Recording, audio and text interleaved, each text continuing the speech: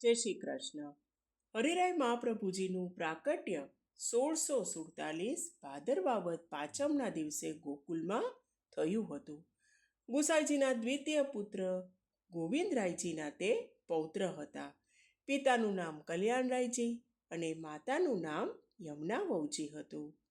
સેવા ઉપરાંત તે પોતાનો જે સમય છે એ નાથ દ્વારા પાસે એકાંતમાં ખિમનોરમાં પસાર કરતા હતા અને ત્યાં ગ્રંથ લેખન કરતા હતા.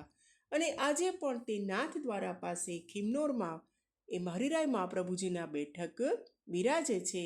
તે ઉપરાંત જે વિઠ્ઠલનાથજીનું મંદિર છે ત્યાં પણ હરિરાયજીની બેઠક બિરાજે છે.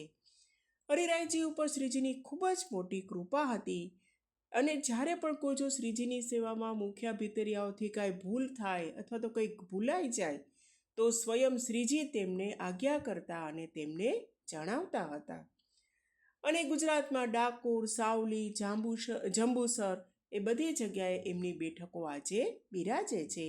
અને વૈષ્ણવો ઉપર તો તેમને અપાર પ્રેમ હતો.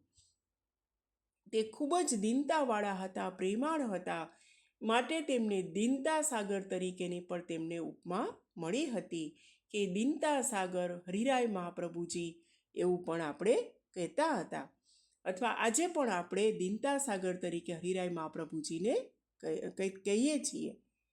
એકતાલીક શિક્ષાપત્ર, વલ્લભ સાખી અને તે ઉપરાંત અત્યારે જે દાનના દિવસો ચાલે છે તો એમની જે બળિદાન લીલા, ગોવર્ધન કી શિખર પે મોહન દીની ટેર, આ જે બળિદાન લીલા છે તે 35 ટૂંકવાળી છે અને તે હવેલીમાં રાજભોગ સમયે ગવાતી હોય છે અને વૈષ્ણવો પણ તેમની ગૃહ સેવામાં ગાતા હોય છે.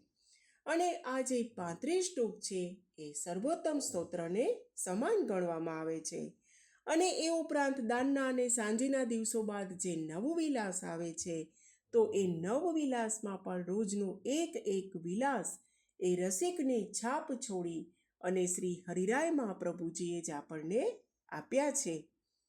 પુષ્ટિ સૃષ્ટિ પર તેમની ખૂબ જ મોટી દેન છે. અને આપણે તો અંતમાં ગાઈશું કે પ્રકટે શ્રી હરિરાયજી, પ્રકટે શ્રી હરિરાયજી, શ્રી કલ્યાણરાય કે ધામ, શ્રી કલ્યાણરાય કે ધામ.